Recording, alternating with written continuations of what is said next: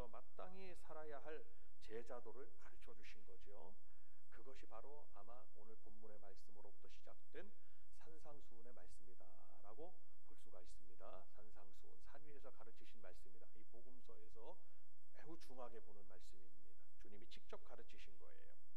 그렇다면 주님을 따르는 우리 주님의 제자인 우리 성도들도 어떠한 자세로 살아가야 되느냐라는 것을 오늘 본문의 말씀에서는 명시해 주시고 있습니다.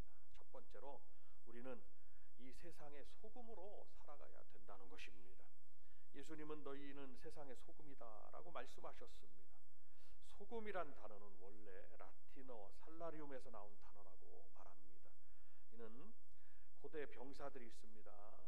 그들은 수고한다. 전쟁에 나가서 싸우고 노역을 하고 군역을 치르며 그리고 목숨을 잃어가는 그 대가들 이런 대가들을 뭐로 받았느냐? 소금으로 그 월급을 받았다고 그래요. 그래서 그때 당시에 이 소금은 아주 귀하게 취급받았던 겁니다. 금과 같은 거죠. 금은 고대나 지금이나 매우 귀한 물질입니다. 우리 지금도 세계 경제를 좌지우지하는 미국의 달러가 있습니다. 우리나라도 세계의 10대 안에 드는 외환 보유국입니다. 외환을 가지고 있어요. 왜냐하면 예전에 우리 97년도에 IMF를 겪었기 때문에요. 환율이 800원, 900원 정도 하다가 1,600원으로 그냥 2배로 뛴 거예요. 그러니까 우리나라가 경제가 어려웠었죠. 그러다 보니 이 달러 환율 그에 대한 굉장한 촉각을 두고 있습니다. 우리나라는 어려움을 겪었기 때문이에요.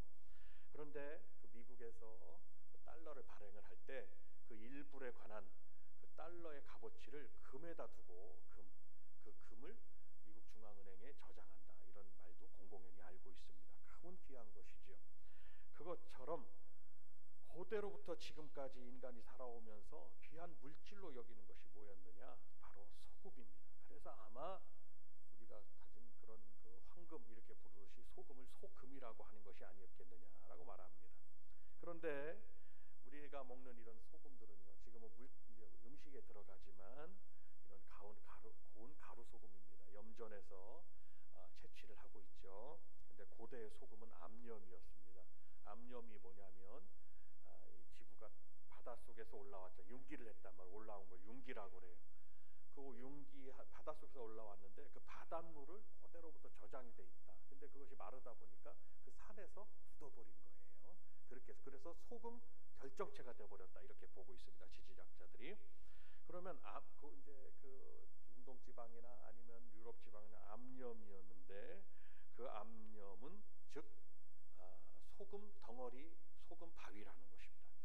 여러분도 잘 아시다시피 소돔과 고모라 성은요, 이 암염이 풍부했던 곳입니다. 그러니까 당연히 귀한 소금은 물질 돈으로 취급받았기 때문에 어떻게 해요? 그는 현금화할 수 있고요. 거기에 소돔과 고모라 성은 굉장한 무역이 성행했던 곳이고, 그러다 보니 사람들이 모이다 보니 각종 우상과 각종 오늘날과 같은 많은 순수한 그 땅에 어떻게 보면 사람들이 모이다 보니 하나님께 향한 그런 신앙이 아니라 사단 마귀의 이 세상의 역사로 말미암아 지금같이 똑같이 타락 윤리가 무너지고 그리고 또 모든 사람들의 그런 관계성 모두 다 무너지게 되는 거죠. 하나님의 오죽하면 소돔과 고모라 성을 멸망시키지 않으셨겠습니까? 소돔과 고모라 성도 그렇게 염이 충분했다, 풍부했던 것이죠. 그런데 문제는 이 암염입니다. 이 암염에 불순물이 들어갔다 그러면요, 그렇게 귀한 소금 덩어리라도 그냥 갖다가 버려버리게 됩니다. 돌멩이 취급해버리는 거예요. 쓸 수가 없다는 거예요. 귀하게 여기질 않는다는 거예요. 하찮은 발로 차고 다니고 사람들이 밟고 다니는 그런 돌멩이 취급해버렸다는 것입니다. 소금에는요, 잘 아시다시피 몇 가지 기능을 가지고 있습니다. 그 대표적인 게 뭐냐, 많은 기능이 있어요. 소금에는 구약에도 말씀해 보면 어린 아기를 출산을 하면 소금으로 씻어라. 그러니까 이 소금이 우리에게 사람에게 있어서 굉장히 중요한 거고, 사람 몸에서 염분이 빠져나가면 삼투압작용이 어떻게 돼요? 바란스를 못 맞춰요. 그래서 사람이 인사불성되는 겁니다. 땀이 많이 배출되면서 염분이 같이 빠져나가죠. 그래서 땀이 배출되지 염분이 그 수분이 배출되지 못하도록 조종해주는 역할, 그런 역할 굉장히 중요한 것입니다. 근데 많은 역할들을 의학적 무슨 생리학적 많은 생물학적 역할들을 하겠지만 그래서 가만히 생각해 보면 맛을 내기 때문에 이 소금이 들어가지 않는 음식이 절대로 없습니다. 어느 나라든지 간에 이 소금이 들어가야지만이 그 음식이 맛을 냅니다. 뭐 우리 나라도 많은 그런 그 요리사들, 그 경지에 있는 사람들 셰프라고 그러잖아요. 그 셰프들이 외국 가서 뭐 미국이나 유럽이나 프랑스나 뭐 등 벨기에나 뭐 이런 뭐 독일 등 뭐 음식이 막 발전한 나라들 가서 음식을 배우고 있습니다. 아무리 훌륭한, 그래서 세계에서 미슐랭 원스타, 투스타, 쓰리스타, 우리나라는 뭐 쓰리스타 받은 사람도 있다고는 합니다만은 그런 아무리 음식을 만들어내도 소금이 빠지면 소용없다. 그래서 왜 그러냐? 오직 한 가지 맛을 냅니다. 소금은 짠맛을 내는 거죠. 모든 인간이 먹는 음식에 소금이 들어가야 맛을 낸다는 게. 그런데 우리 그리스도인들에게 하나님이 원하시는 것은 무엇입니까? 소금처럼 그리스도인들은 그 특성을 가지고 있어야 된다는 것입니다. 소금이 맛이 없으면, 고대에도 왜 귀했을까요? 그것은 우리의 먹거리에 들어가기 때문이라는 거죠. 사람 먹지 아니하면 연명을 할 수가 없다는 것입니다. 그러니까 그토록 귀한 것, 근데 소금이 맛을 잃었다? 그것은 다 버려져서 사람들에게 밟힐 뿐이니라 라고 말씀을 하는 겁니다. 그러면 우리 성도들이 가는 곳에는 분명한 그리스도 예수님의 특성을 가진 믿음의 성도로서 그 풍채를 풍겨야 하고, 그러한 향내를 내야 되고, 중요한 것은 맛을 내야 된다는 것입니다. 이는 세상에 동화된 것이 아니라, 세상에 동화돼서 내 맛을 잃어가는 것이 아니라 그 속에서 우리는 맛을 내야 된다는 거예요. 근데 중요한 것은 넓은 김장을 하거나 무슨 음식을 만들거나 할 때 소금의 양은 작은 양이에요. 적정량을 넣습니다. 소금을 그냥 많이 있다고 해서 많이 넣으면 못 쓰는 거예요. 소금은 조금이라도 맛을 짜게 하는 역할을 합니다. 그렇죠. 우리 그리스도인은 한 사람이 100명을 감당하고 10명이 10,000명을 감당하고 그리고 100명이 100만 명을 감당한다는 거예요. 그것이 우리에게 있는, 그리스도인들에게 있는 특성입니다. 그래서 우리 하나님은 기드온의 300용사를 뽑으실 때 32,000명 중에서 다 돌려보내고 300명을 다 떨어뜨리고 300명을 뽑으셔서 일을 한 것입니다. 어떤 사람?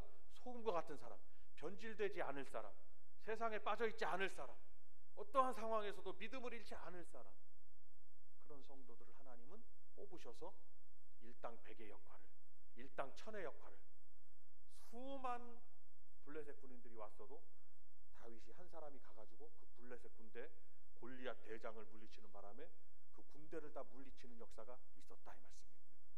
바라건대 우리 성도님들도 그 맛을 잃지, 그리스도인들의 향기를 잃지 말고 맛을 잃지 마시기를 주님의 이름으로 부탁을 드리고 축원을 드립니다. 두 번째로, 소금은 부패를 방지합니다. 바다의 염도는, 소금은 지금 대표적으로 바다에서 소금을 채취합니다. 바다의 염도는 3.5% 정도 된다고 합니다. 3.5%. 그런데 물을 다 증발시킨 다음에 그걸 남게 하는, 그러니까 다 남으니까 하얀 알갱이가 남는 거잖아요. 우리 장로님, 윤 장로님 고향도 그 신안군도 소금 염전이 많이 있습니다.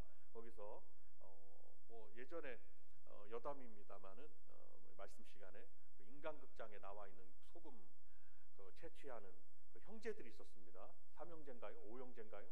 5형제. 야, 거기가 그래서 인간극장 여러분도 보셨을 수도 있어요. 근데 장로님한테 한번 그분들이, 그 아는 분들인가 했더니 아유, 같은 동네 분입니다 그러시는 거예요. 세상이 그렇게 좁아요. 소금을 막 채취를 하죠. 바닷물을 끌어들여서 증발시키고 그리고 남는 게 소금 결정체가 남는다. 그럼 바다에 있는 바닷물은 소금이 들어가 있다. 3.5%밖에 안 되지만 그 많은 인간이 발전시켜놓고 많은 오폐수들을 정화해서 내려보낸다도 결국은 어디로 내려가느냐? 바닷물로 다 들어가거든요. 다 뭐 정화를 시키거나 그 후진국들, 개발도상국들 이런 데는요, 관계시설이나 그런 어떤 정화시설들이 약해요. 그냥 오폐수가 그냥 바다로 막 들어갑니다. 그런데도 어떻습니까?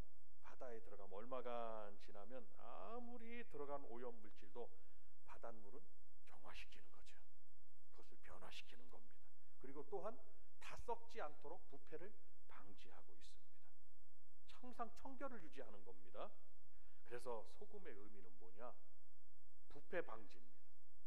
그리고 그것에 의해서 소금이 변화되는 게 아니라 부패하고 썩어져가는 부패되는 그 세상을 소금이 부패하지 못하도록 부패 방지 역할을 한다는 것입니다. 그럼 우리 그리스도인들이 가는 곳에는 죄악이 막 융성한 곳에 우리는 저 불교 사찰처럼 저기 산속에 있지 않습니다. 우리는 어디 있습니까? 세상 한가운데 있습니다. 우리 교회 마륵동 한가운데 있습니다. 어느 교회든지 세상 한가운데 있는 것은 오늘 말씀 속에 의미가 있는 겁니다. 소금이 소금대로 있으면 아무 쓸데없어요. 섞여 있다는, 바다에 섞여 있는다, 세상에 섞여 있습니다. 그런데 우리 그리스도인들이 같이 세상 죄악에 변질되고 물들어간다면 소금의 역할을 하지 못한다 이거예요. 주님 말씀하는, 사람들이 그것을 버려서 밖에 버려서 그냥 밟힐 뿐이니라. 우리 복된 교회 성도님들은 한 분 한 분이 다 소금이다. 그럼 어떻게 해야 되느냐? 죄악된 세상에서 더 죄가 자라지 못하도록, 죄가 퍼지지 못하도록 역할을 하셔야 된다. 가정에서도 여러분들이 소금이다 그러면 우리 가정이 죄악에 빠져 사는 게 아니라 이 죄악에 물들어 있는 우리가 변화돼서 의로운 자가 되게 하고 믿음의 사람이 되게 하고 하나님의 백성이 되게 하는 역할을 감당하셔야 된다. 이것이 바로 오늘 주님이 우리에게 주시는 말씀인 겁니다. 항상 청결을 유지하게 되고 그 소금 때문에 거기만 들어가면 변화돼서 깨끗한 물이 되는 역사가 있는 것처럼 소금의 삶의 의미는 그 속에 들어가서 우리 성도들이 희생하셔야 되고, 왜 내가 부모님들을 위해서 자녀들이 희생할 수 있고요, 자녀들을 위해서 부모님들이 희생할 수 있고요, 옆에 교우를 위해서 내가 희생할 수 있고요, 내가 그분을 위해서 눈물을 흘릴 수 있고요, 또 이 우리나라가 이렇게 정치, 경제, 사회적으로 불안하다고 하지만 하나님이 지키신다는 걸 우리는 믿고 있습니다. 그런 이 세상에서 세상 사람들과 같이 불평하거나 그들을 질타하거나 공격적으로 어떤 심판의 말을 쏟아붓는 게 아니라 교회는 성도로서 교회 역할을 감당하고 소금의 역할을 감당해서 우리 때문에 이 나라가 정화되는 게 아니겠느냐. 그래서 기독교인들이, 하나님의 사람들이 가서 그건 다른 것으로 외치는 것이 아니라 하나님의 사람들은요 교회 안에 있어야 됩니다. 하나님의 종들은 당연히 교회 안에 있어야 된다고 봅니다. 교회에서 하나님의 역사를 바라고 기도해야 되고요, 성도들에게 말씀을 전해야 되고요, 그리고 그 말씀을 듣는 성도님들이 어디로 가느냐, 이제 여러분들의 각자의 삶은 세상의 환경입니다. 그 속에 가셔가지고 빛과 소금의 역할을, 그 소금의 역할을 감당하게 해서 세상을 정화시켜 나가고 변화시켜 나가고 죄악에 물든 이 세상을 그리스도의 옷을 입혀서 그리스도의 피의 공로를 선포해서 그 죄가 다 도말되는 역사가 있도록 하는 역할이 바로 우리 성도들의, 우리 모두 우리가 성도라면 우리의 삶 속에서 그것을 그 역사를 이룩해야 된다라는 것을 주님은 말씀해 주시는 것입니다. 그래서 우리 주님은 제자들을 데리고 있지 않으셨어요. 3년 동안만 데리고 있으신 다음에 주님은 어떻게 했습니까? 가라, 내가 너와 함께 하리라, 가서 제자 삼으라 라고 말씀했습니다. 가서 또 내가 너희를 제자 삼듯 너희도 제자를 삼아서 그들로 하여금 소금의 역할을 감당하게 하거라 라고 말씀하시는 것입니다. 그 속에는 희생이 있습니다. 그에 따르는 헌신이 있습니다. 그에 따르는 두 손과 발의 봉사가 있습니다. 이러한 삶을 소금의 삶의 의미에 내포하고 있다라는 것입니다. 왜 내가 해야 됩니까? 이것이 아니라 소금의 역할을 하는 성도들은 나를 보내셔서 감사합니다. 내가 할 수 있어서 감사합니다. 내가 지고 갈 수 있어서 찬양을 드립니다. 여러분들 이렇게 마음을 결단하고 나아가시기를 바랍니다. 주님은, 주님의 제자로서의 삶은 당연히 세상의 빛으로 살아가야 된다고 말씀하셨습니다. 너희는 세상의 빛이라고 말씀하셨습니다. 한번 따라합니다. 너희는 세상의 빛이라. 시작. 당연히 빛은 어두움을 밝히는 기능을 해줍니다. 우리의 이 신체에서도 햇볕을 받지 못하면요 사람은 죽어갑니다. 우울해집니다. 정신건강도 하루에 햇볕을 보라고 합니다. 의사들은요 햇볕을 보지 못하니까, 예전에는 몰랐죠, 비타민 D가 부족하군요, 햇볕을 많이 보십시오 이럽니다. 또 저쪽 갔더니 피부과에 갔더니 햇볕을 너무 많이 봐서 피부가 안 좋아집니다. 어떻게 하라는 얘기예요. 이쪽에서는 햇볕을 받으라고 그러고 저쪽에서는 햇볕, 병원도 너무 많이 가지 마셔라. 피부과 갔더니 햇볕 받아서 그렇다고 그러고, 이쪽 갔더니 저쪽 갔더니 햇볕을 너무 안 받아가지고 비타민 D가 부족하다고 그러고, 이건 받아야 되는지 안 받아야 되는지 알 수가 없어. 주님만 의지하셔라. 빛이라는 건 뭐냐? 밝히는 역할을 한다. 빛은 어두움을 밝히는 기능을 해줍니다. 빛이 비치면 저 산 위에 있는 동네가 밝게 비춰진다고 말씀합니다. 왜 그럽니까? 산은요 어두움이 금방 휘옵니다. 신기하게도 빛은요 가장 그 빛을 가지고 있고 가장 빛이 일찍 든 데는 바닷가입니다. 그죠? 근데 산은요, 나는 자연이다를 보셨죠? 나는 자연이다 보면 자연인들이 뭐라고 그래요? 산은요 해가 빨리 집니다 이러고 내려옵니다. 그죠? 산 위에 동네가 있으면 당연히 더 어두워. 그런데 빛을 비치면 산 위에 있는 동네가 밝게 비춰질 것이다. 빛은 가려져 있는 것을 드러내는 역할을 합니다. 우리 그리스도인들은 이 세상에 암흑과 무지로 덮여 있는 이 세상에서 복음의 빛을 밝게 비추어야 된다는 사명이 있습니다. 빛이 있으면 소금이 들어가면 당연히 짜지듯이 빛을 비추면 당연히 환해집니다. 오늘 사랑하는 여러분들이요, 여러분들이 빛이 되셔서 가정으로 돌아가시길 바랍니다. 가정에 어두움이 있다, 당연히 빛을 비춰가지고 그냥 여러분이 가시는 그곳에 빛이 비춰져서 밝아지는 역사가 있으시기를 축원을 드립니다. 이는 영적인 역사예요. 물리적인 말씀을 드리는 게 아니에요. 물리적인 말씀 드리는 게 아니에요. 영적인 역사로 말씀을 드리는 것입니다. 여러분이 가시는 그곳에 어두움이 물러가는 역사가 있을 줄로 믿습니다. 이는 예수님이 우리에게 능력을 주셨습니다. 소금의 헌신이 있다면 빛의 능력을 주셨습니다. 이 빛을 비추는 성도들이 되셔야 됩니다. 기관에서 오늘 기관 총회도 하시지요. 기관에서도 내가 빛이 돼야 됩니다. 여러분들 한 분 한 분이 다 빛이 되셔야 됩니다. 임직자들이 더 세워지죠. 기존에 임직 받으셨던 분들은요, 지금까지 그 일을 감당하셨고 앞으로도 하셔야 돼요. 근데 임직을 이제 받으십니다. 임직을 받으시는 분들은요, 이제 내가 빛이 되게 하시는 거예요. 하나님께서 소금으로 헌신하게 하신다면 빛의 능력을 주시는 거예요. 그래서 아마 여러분들 가정에, 우리 임직자들 가정에 여러분들이 임직 받으시고 이제 다 주님을 결단을 하고 그날 기도와 찬양과 또 안수도 받으시고 하시지만은 우리 장로님들하고 안수 집사님은 안수를 합니다. 목사님들이.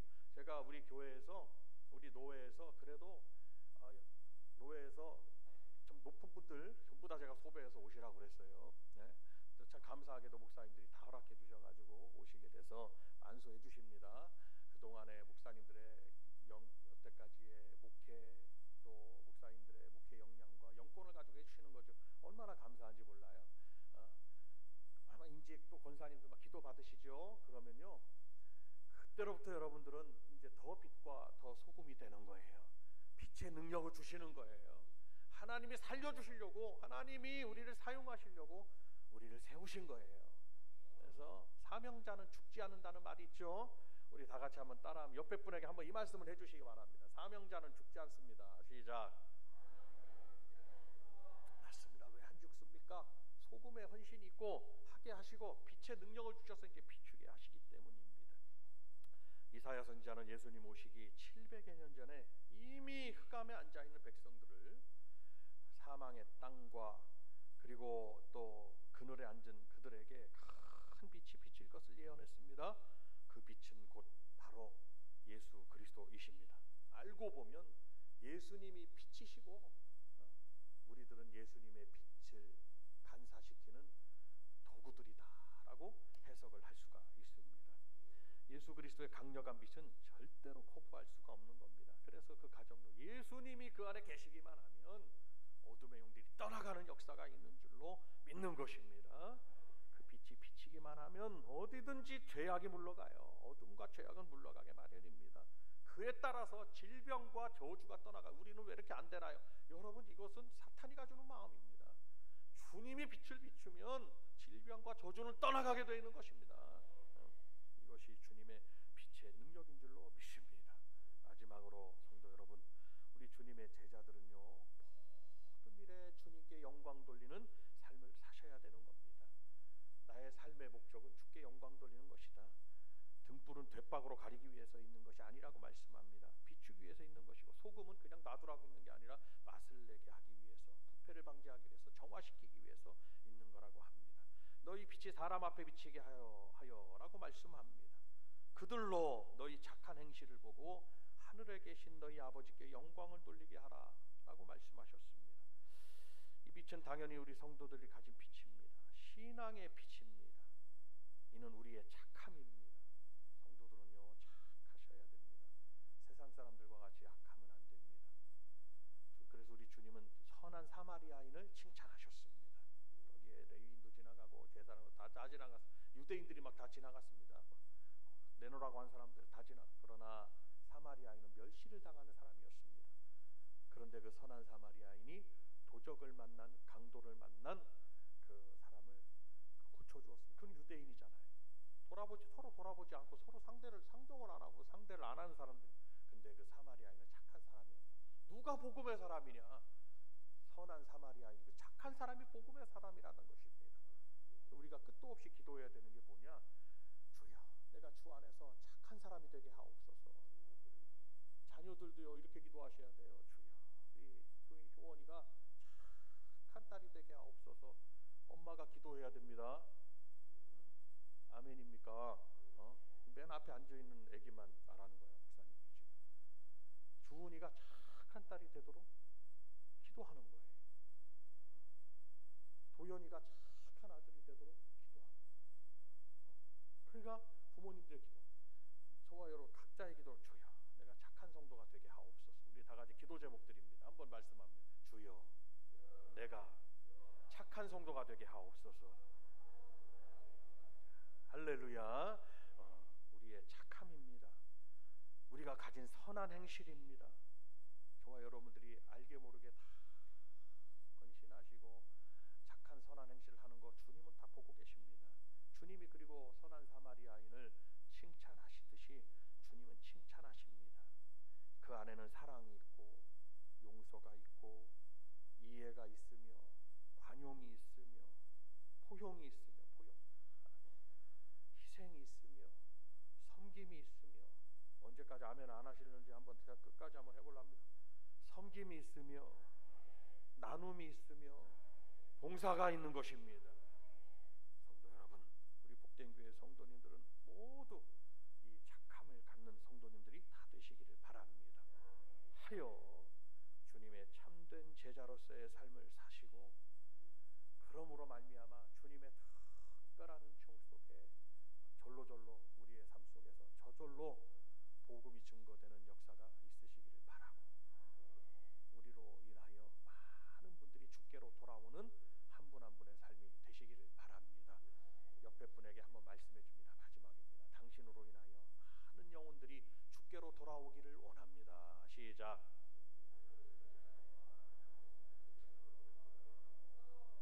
우리 성도님들로 인하여 많은 영혼들이 주께로 돌아오는 역사가 있을 줄로 믿습니다. 할렐루야.